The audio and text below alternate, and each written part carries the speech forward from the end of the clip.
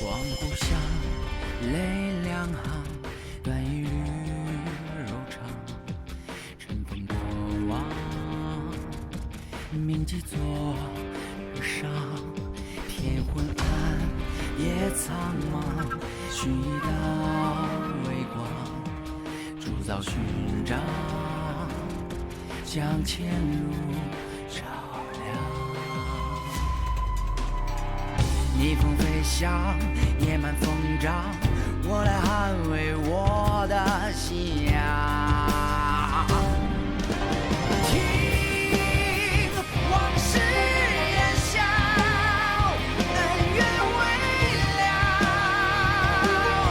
一剑出鞘，地动山摇，怒火燃烧，灵魂咆哮，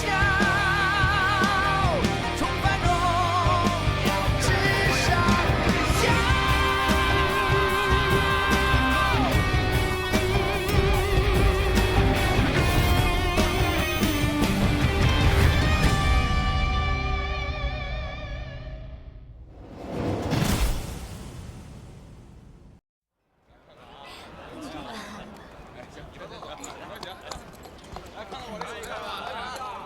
那好，看看吧。哎，卖花嘞，随意看啊！我喜欢这个，哎，卖花嘞，随意看啊！给我看这个。哎，姑娘，看看吧。啊，我自己看看。公子，您看看这些画，做工细腻，纸质非常新。您看这走笔，线条流顺。你挑挑。还有这幅，公子。嘿，公子，再看看这些。老板啊，这幅画我要了。哎，好嘞。嗯。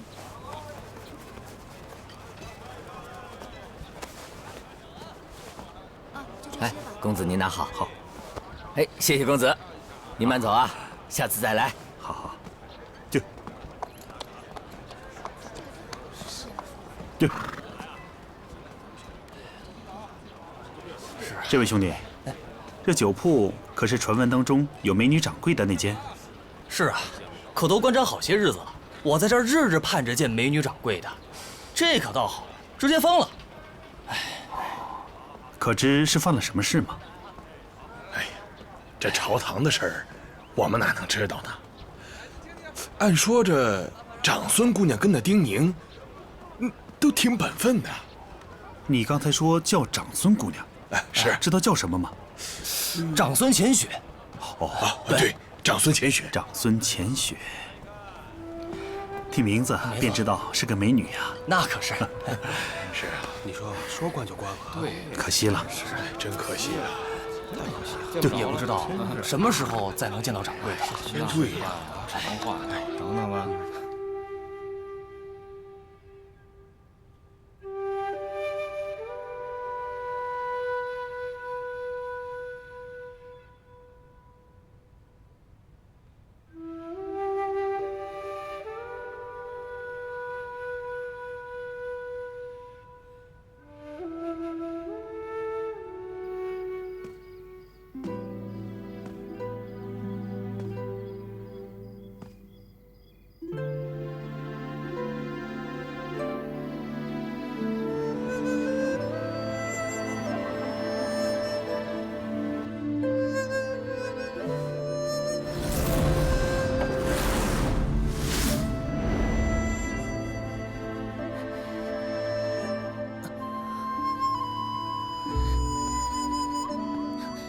你是谁？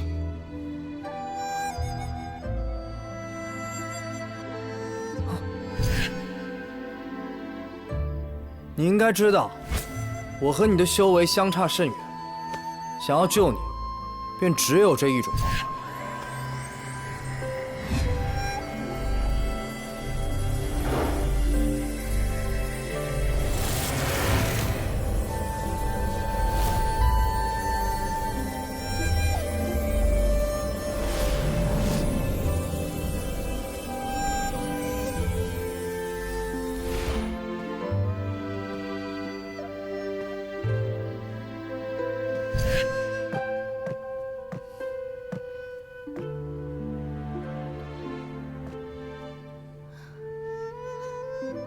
你不会还以为是师傅送的吧？你不是很恨师傅吗？与恨无关，因为只有他一个人知道，我平生最爱桂花。你一定要进入名山剑宗，就是为了要得到续天神诀。是啊。若是我不能修得续天神诀，我恐怕很早就要老死喽。其实他应该很清楚，这续天神诀只是一门内功，对于破境和修行根本没有什么帮助。但结合天地元气的辅助，对身体的修复倒是极强的功法。这一点我多年前就已经跟他说过了呀。你说丁宁？不是，我说的是梁惊梦。四境之下无区别。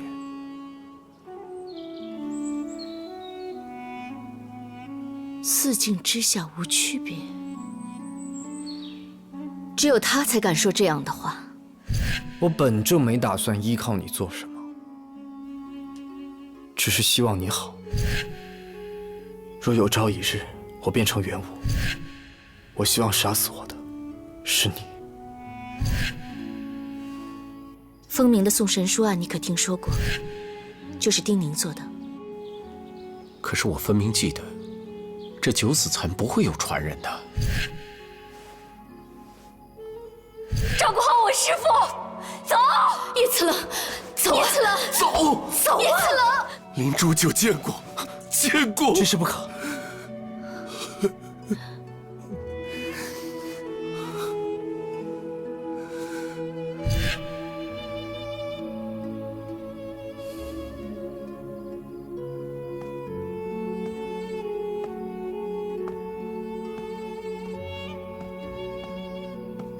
丁宁找你都找疯了，没想到你却一个人躲在这儿。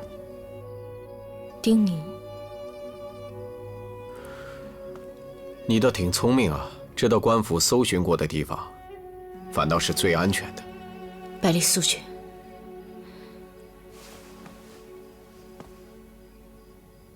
你与我说句实话。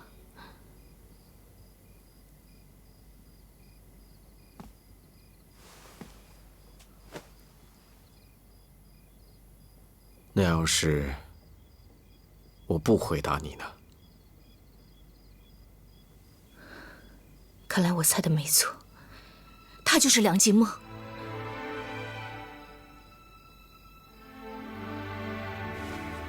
回答我。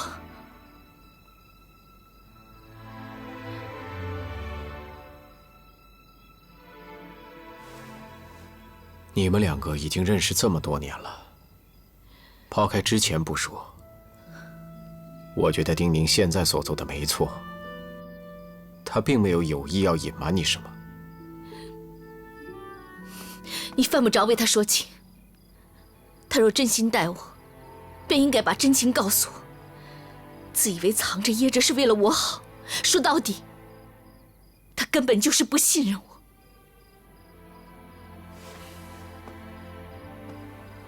这感情的事情，我的确是不懂。不过，丁宁以这样的身份面对你，的确是不容易。你曾经跟我说过，你们两个的相遇是意外。我倒是觉得，或许丁宁之前就不想打扰到你。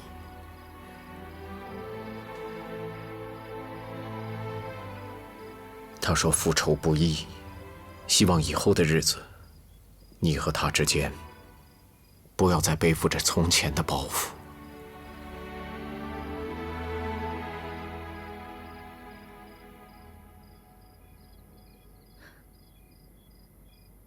原来我是他的包袱。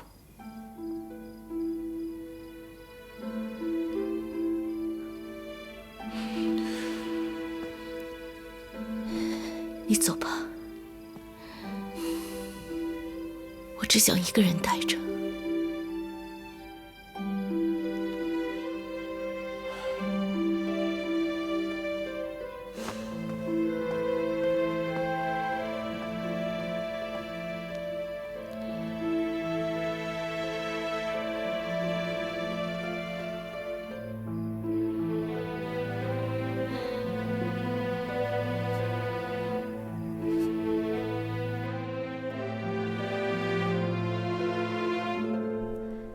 加上赵四先生之前的那块玉牌，孤山剑藏的3块玉牌已经全部在此了。你说还要等到合适的时机？莫非这孤山剑藏跟月色有关？孤山剑藏既然是由3块玉牌组成，可是玉牌中并没有什么实物，因此我猜测，它应该是一幅地图。我们已经尝试过将3块玉牌合并，但其上花纹古怪，却并无异象。今夜月色寡淡，恐怕影响解图。我想借助的并非月色，而是这片星空。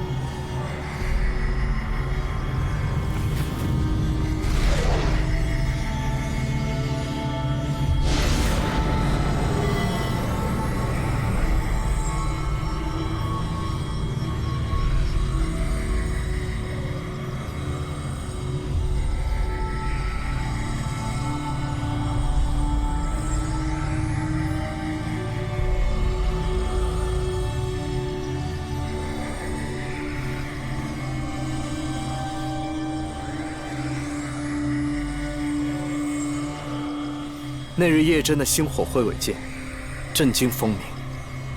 天空白日流星坠落，给了我灵感。我们平常所汲取到的元气，都是来自于天地之间。叶真很聪明，一般人都是从地上的灵脉汲取精元，他巧借天势充盈自己。所以我在想，这孤山剑藏，一般的法子没有办法破解，说不定会跟天上的元气有关。你们看，这颗便是紫微星，而与它对应最亮的，便是北斗七星。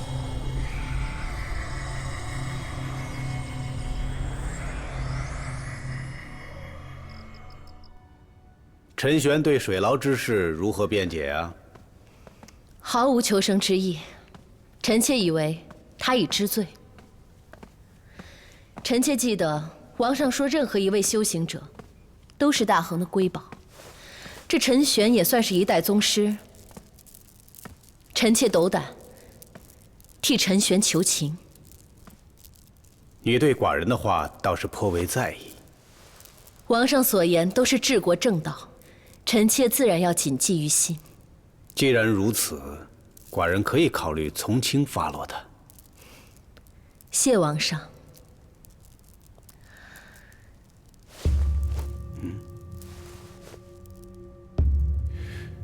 你这是何意啊？臣妾还有一个不情之请。你我是夫妻，不必如此拘谨。来。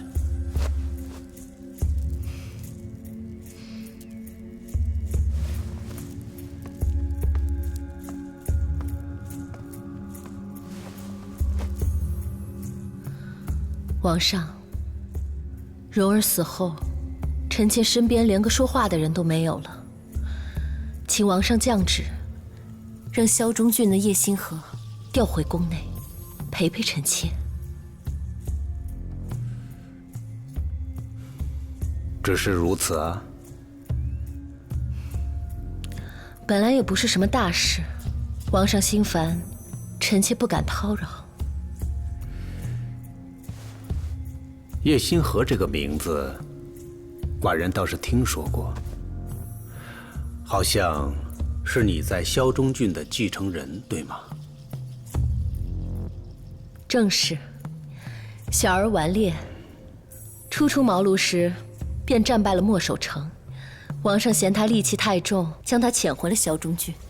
如今已时隔数年，他也长大了。让他来陪伴你不是不可以，只是寡人已经调了黄真卫，任职监天司司守。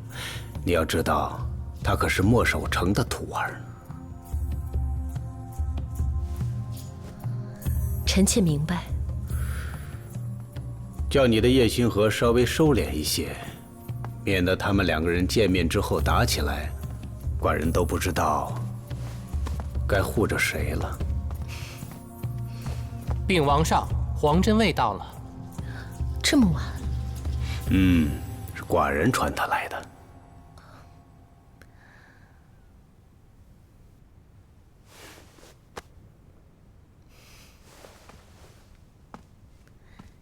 臣妾告退。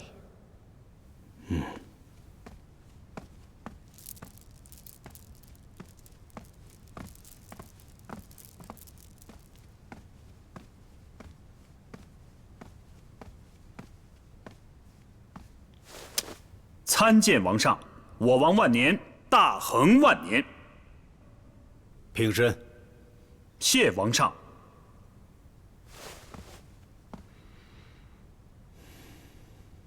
大府水牢之事，你可听闻了？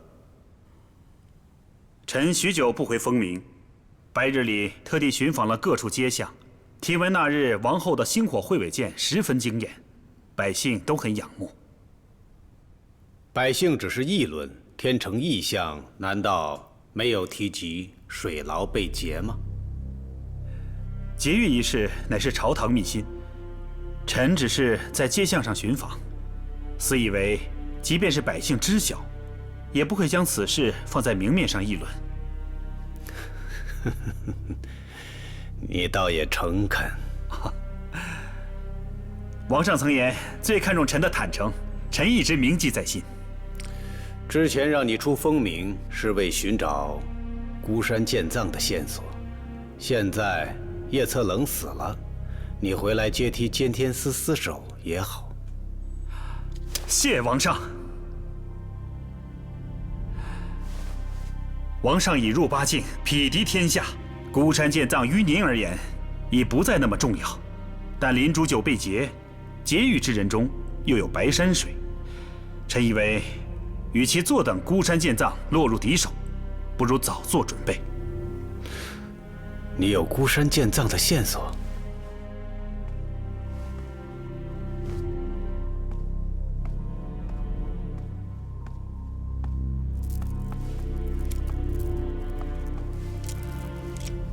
臣这些年游历四海，一直无果，但近日却得到一些切实的消息。孤山剑藏与灵虚剑门关系极大。灵虚剑门已经消失多年了。确实如此，但此等大宗骤然消失，臣实在觉得蹊跷，便由此查了下去。结果如何？此事似与风吴王室有关。风吴，正是。臣所得线索至此便已中断。都说风吴境内10年闹鬼，臣也并不相信什么鬼神之说。想来从流言和传说当中，也再难以探寻究竟。原本正打算亲自前往查探。贤国和风吴相互勾结，寡人早就想将风吴横扫。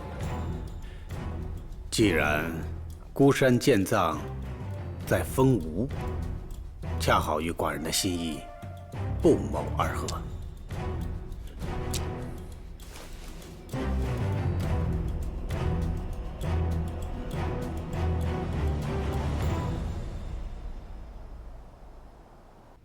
我对星象不太了解，只知道这是紫微星，而这是北斗七星，但它们又代表着什么呢？真没想到，这孤山剑藏竟与我们岷山剑宗有关。你的意思是，孤山剑藏在你岷山？这只是其中一部分。从这图上可以看出来，丁宁所修炼的续天神诀，正是这孤山剑藏其中之一。愿闻其详。其实，这是只有我们岷山剑宗历代宗主才知道的秘密。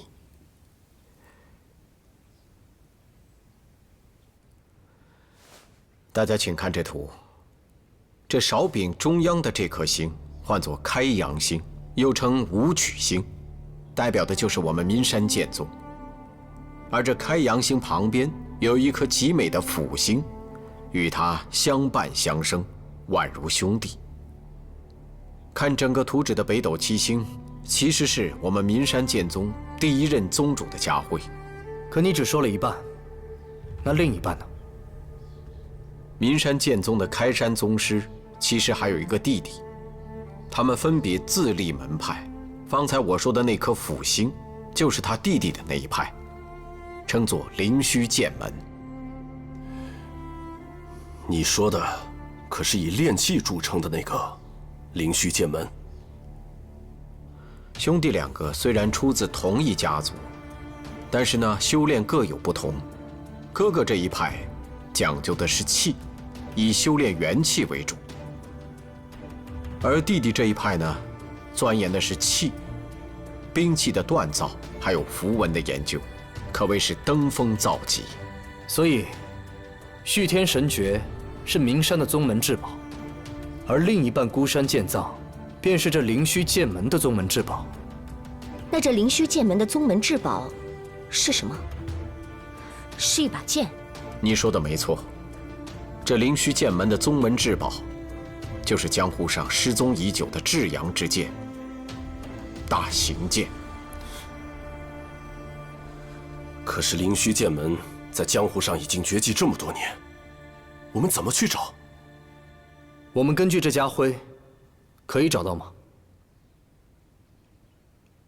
你们有所不知，这个家徽的主人，以前是风吴王族。商大小姐传来的消息，元武似有意要攻打风吴。元武虽然现在还不知道孤山剑藏的秘密，但是我们岷山的前史却很容易查到。元武一旦出兵风吴，这路上听到什么、看到什么，就不是我们所能控制的了。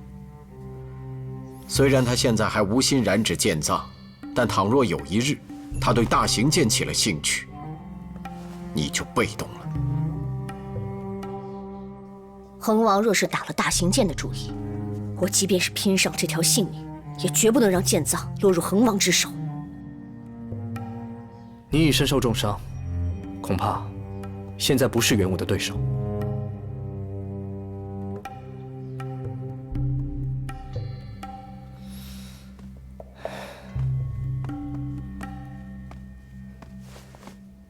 长孙姑娘来了。她在哪儿？山门，她不愿进来。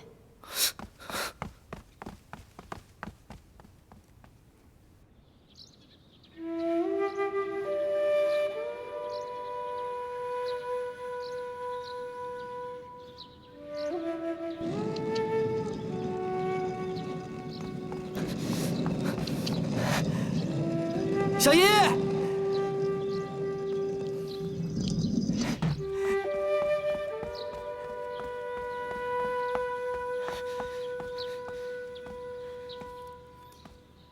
小叶，站这儿干嘛呀？怎么不进去？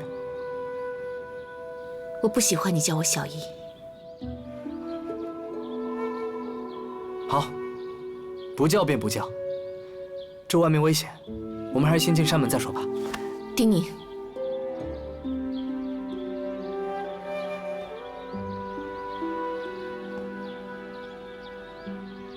你我相识之时，我便知道你与常人不同，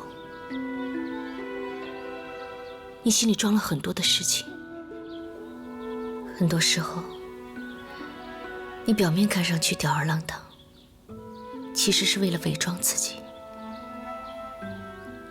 对吗？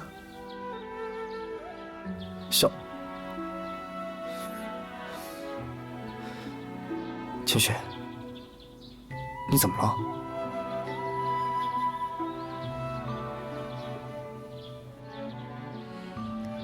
我们相处多年，彼此什么脾性，早就已经摸透了。我不是在意外物的人，也不在意跟你经历过多少危险，这你应该很清楚。确实，你若这么讲究，怎么会酿那么难喝的酒？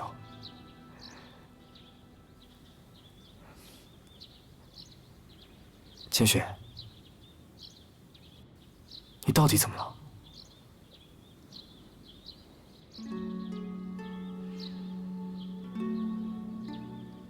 你就没有什么想要对我说的吗？说什么呀？无论什么，我只想听你对我说真心话。我觉得现在不是说这些的时候。孤山剑藏已经被破解了，我这就带你去看。你心里只有孤山剑藏吗？叶策冷呢？你不想替他报仇吗？我当然想，但不是现在。现在我们什么都没有，贸然复仇只会断送更多人的性命。我不想再失去任何人。你永远都觉得准备好了才去做，永远都害怕失去。但是你知不知道，在你害怕，在你准备的时候，很多人已经离你而去了。你什么意思？你知不知道，在水牢里，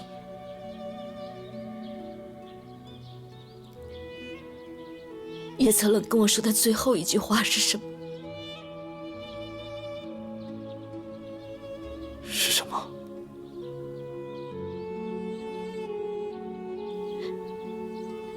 他说：“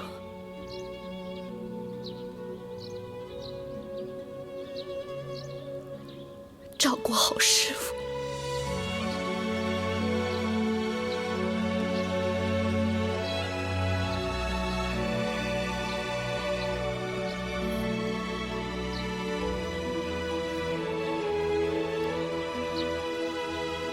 千雪，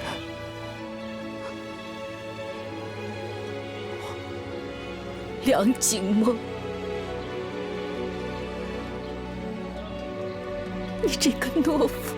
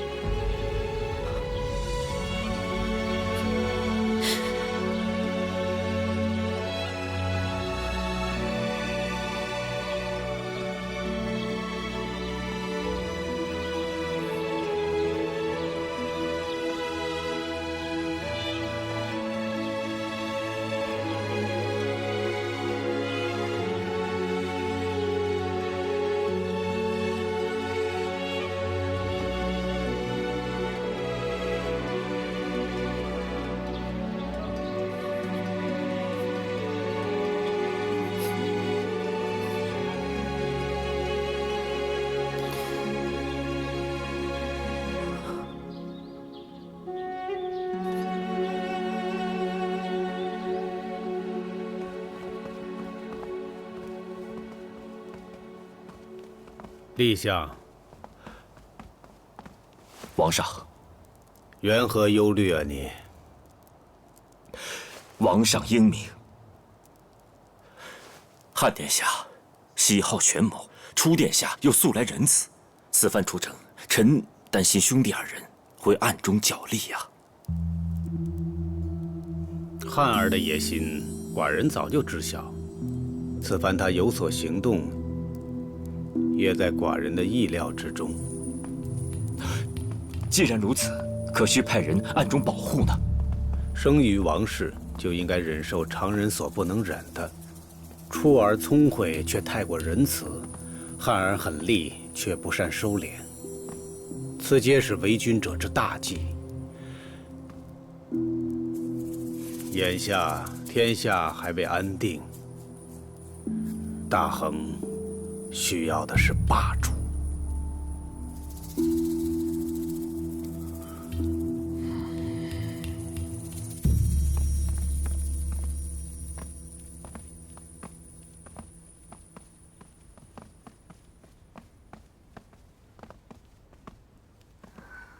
初儿，母后，不必安慰初儿。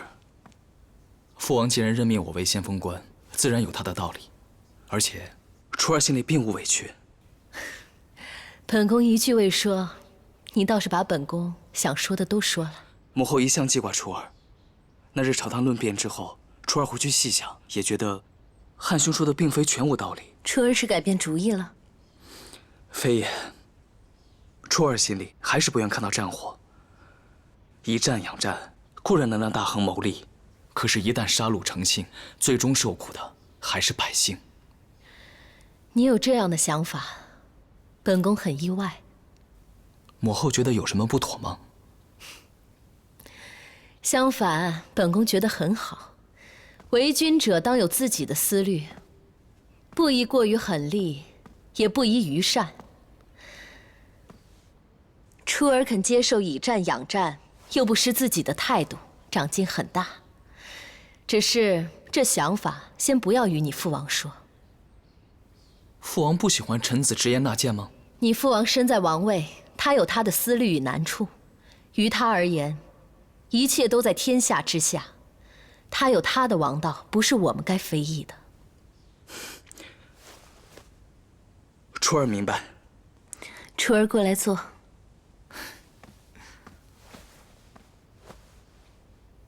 当年你做太子是废长立幼，汉儿的性格你也知道，所以此次出征一定要小心行事。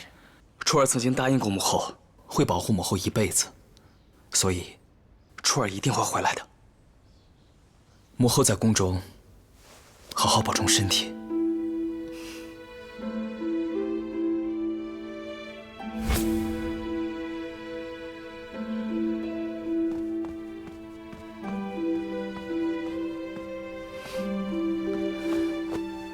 父王说，从今日起，你就是我的母后了。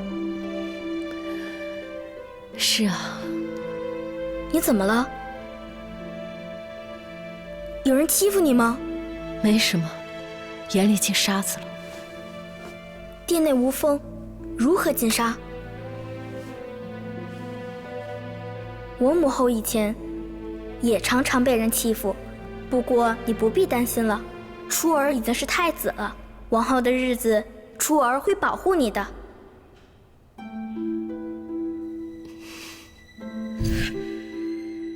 初儿长大了，但心却一直没变，本宫很欣慰。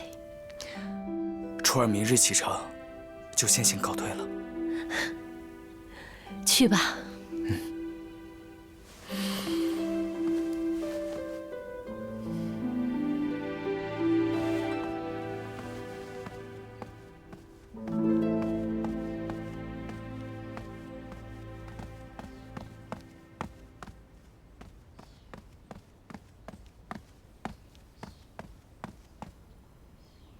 禀王后，叶星河已入风鸣，晚些时候便到。不着急让他过来，让他先替本宫办件事，把本宫准备的东西让他送去。诺。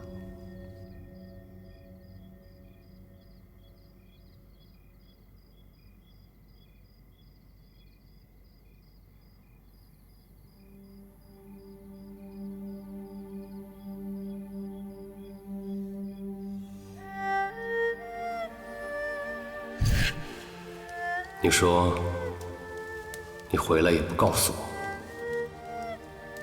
都是王上的意思。如果有选择的话，我宁可不回来。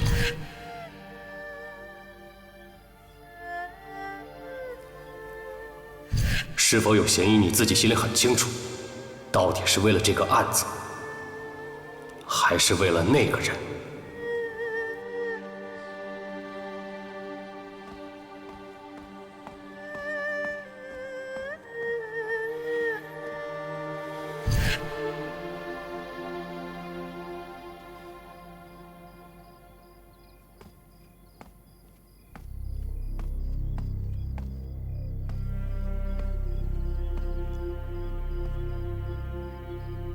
你就是陈玄。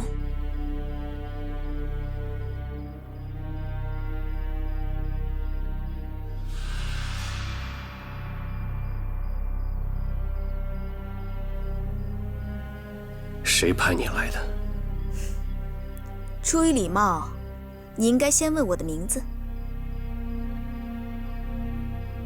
你要是对我礼貌的话，我可以把剑给你。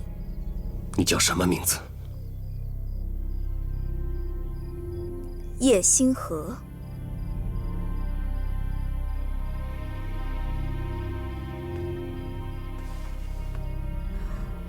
王后娘娘派我来的。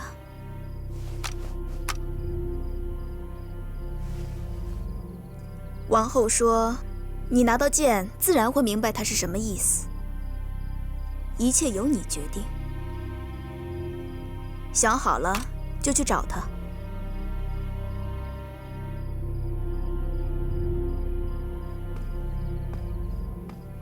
你们风鸣人可真无趣。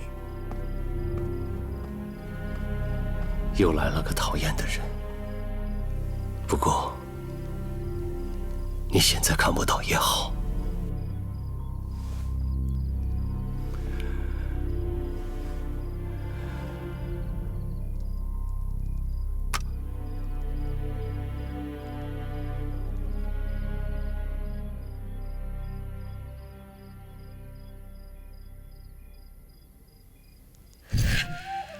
我留在神都监，就是为了等你回来。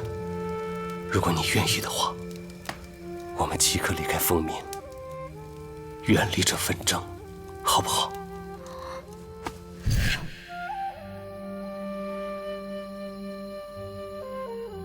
你师父已经死了10年了，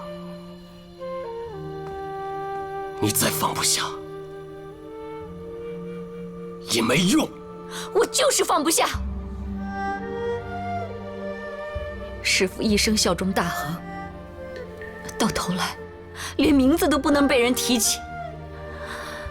大恒安稳了这么多年，都是他和巴山弟子用血换回来的。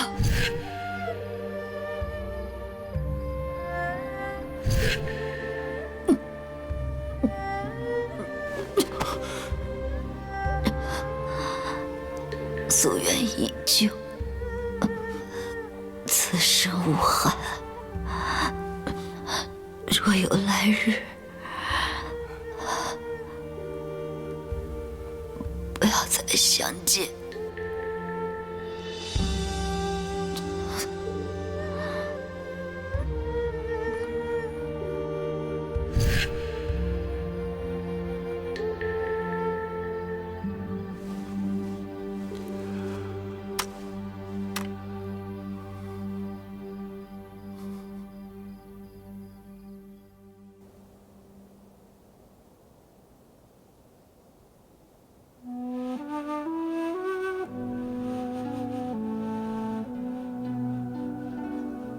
你心里只有孤山剑藏吗？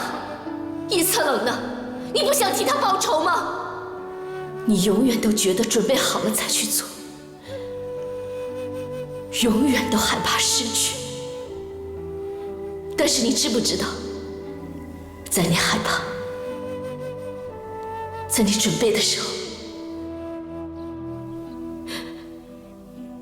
很多人已经离你而去了。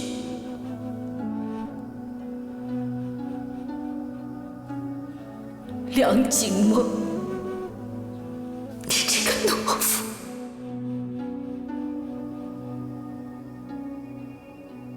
你知不知道，在水牢里，叶策冷跟我说的最后一句话是什么？照顾好师父。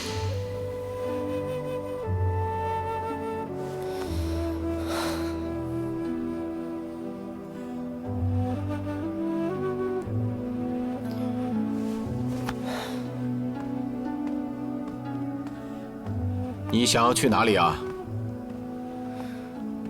自然是去寻他。你怎么还不明白？他既然有心躲着你，就不希望你找到他。难道你找了他这么长时间，连这个道理都不懂吗？还不是当时你没有提醒我。哎，不是，等等，跟你说正经之事。林军师的身体不宜远行，明日大军会出征风吴。你到底有什么打算？我也准备明日出发。你可千万不要告诉大师兄他们，若是说漏了嘴，咱们便不再是兄弟。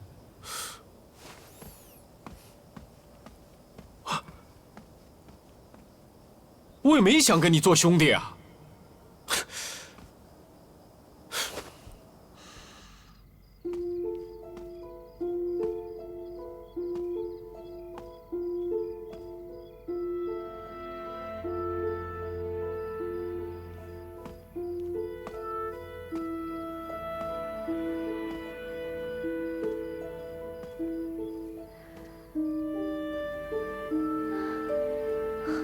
看来，你对叶策冷的感情匪浅。没错，我们说好劫狱之后，一起离开风冥。难怪在劫狱的时候，我发现你是站在我们这边的。与其一个人在这里伤心，不如去替他报仇。你说梁莲吗？他的确该死。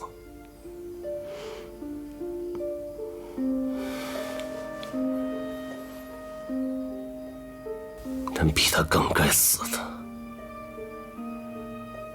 是叶震。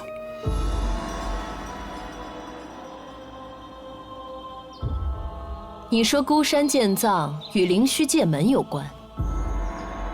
是，臣女一路追随黄真卫的调查，他回朝前查到的线索，指向风吴。风吴。如此说来，皇上出兵风吴，实则另有所图。臣女猜测，应该是一石二鸟之计。风吴一行，只有梁莲与2位王子。王上一定是想等战事稳定了再做安排。既然他不急，我们也不急。臣女以为，王后收服陈玄，是为去风吴夺取孤山剑藏。续天神诀乃名山至宝，王上已破入8境，自然不将此物放在眼里，而我却不同。我们萧中郡继承人个个受古生选拔，本来就身患隐疾。即便此法不能助我破境，也能修复我的身体。王后确信陈玄会来。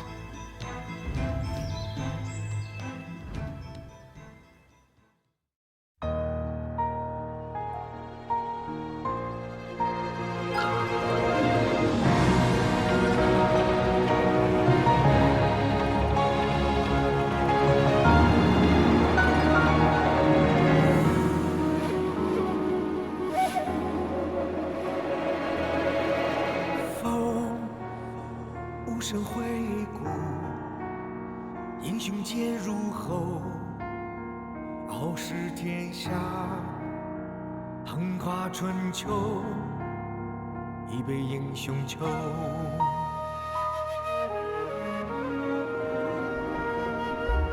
一世轮回，不负不悔，旧人难再归。